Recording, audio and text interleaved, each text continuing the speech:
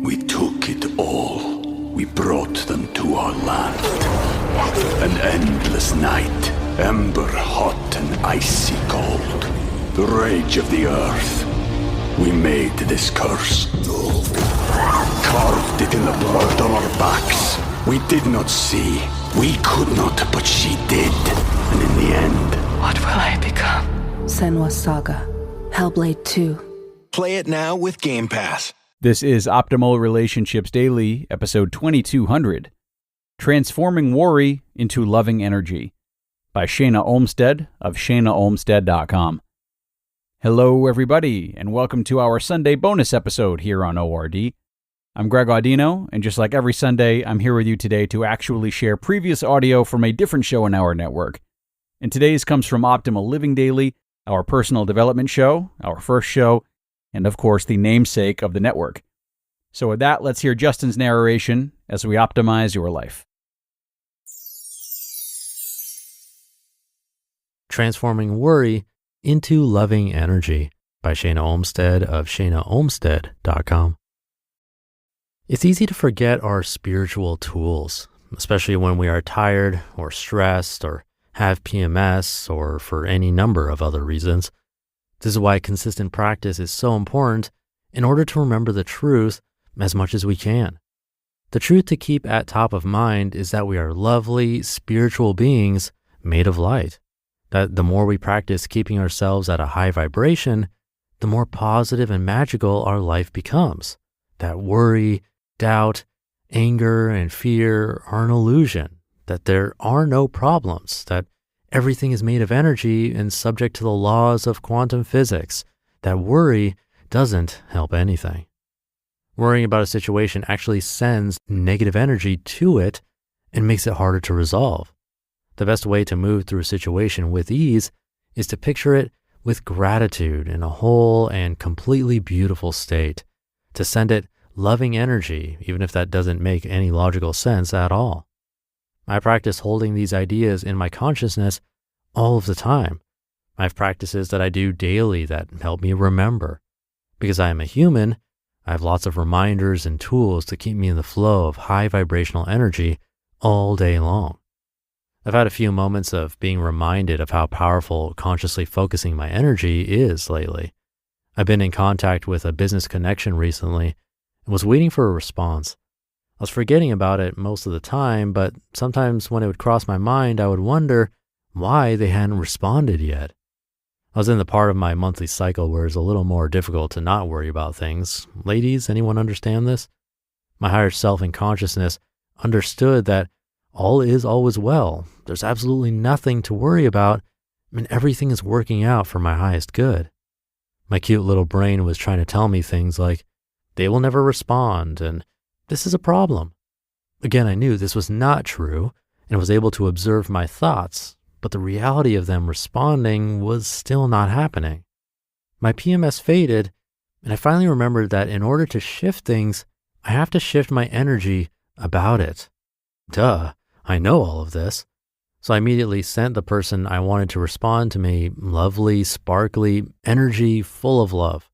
I imagined white, sparkly lights surrounding them and felt much lighter. Literally 8 minutes later, they responded to me.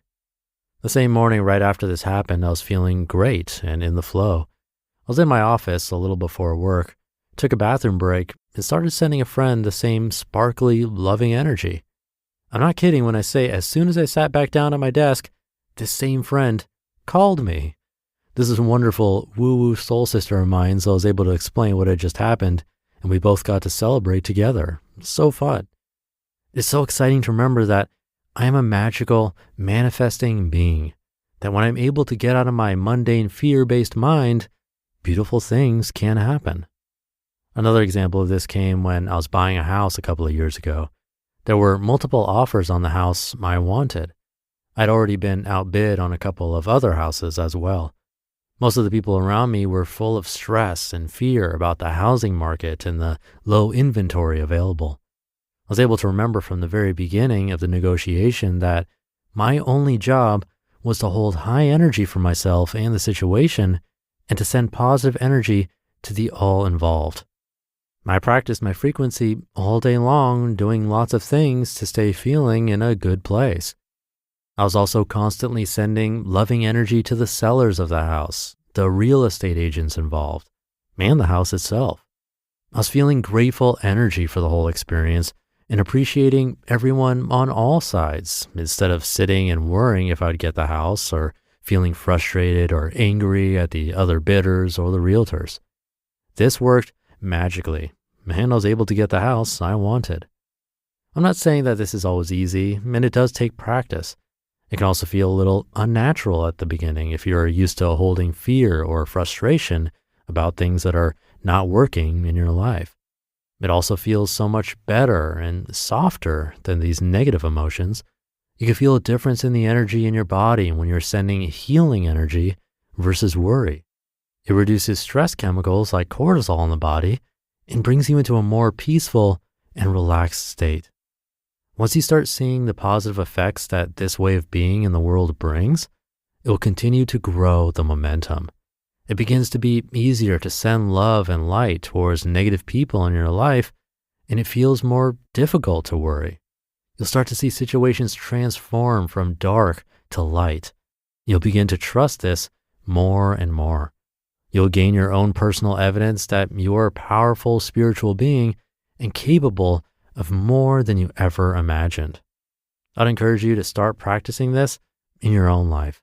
It's okay to start small and say that you want someone to respond to you like I did. Just try letting go of the needing it to happen and sending positive energy towards that person. See if that changes anything about the interaction and how you feel about it. It's pretty simple. Just send positive vibes towards everything all the time, especially if you forget and slip into worry or fear.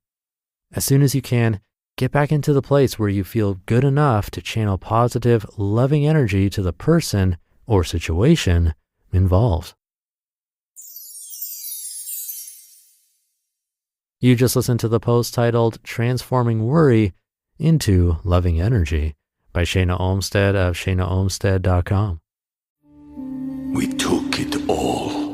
We brought them to our land. An endless night, ember hot and icy cold. The rage of the earth. We made this curse. Carved it in the blood on our backs. We did not see. We could not, but she did. And in the end... What will I become? Senua's Saga. Hellblade 2. Play it now with Game Pass. And thank you to Shana. When authors talk about tools and daily practices that help them remember, like she did at the beginning of the post, I love that because it's exactly what we're doing here with this show for both you and me. This is a place where we can remind ourselves of what's good in our lives, some ideas to improve, things to try, ideas to engage, because reading something one time just doesn't cut it, at least for me.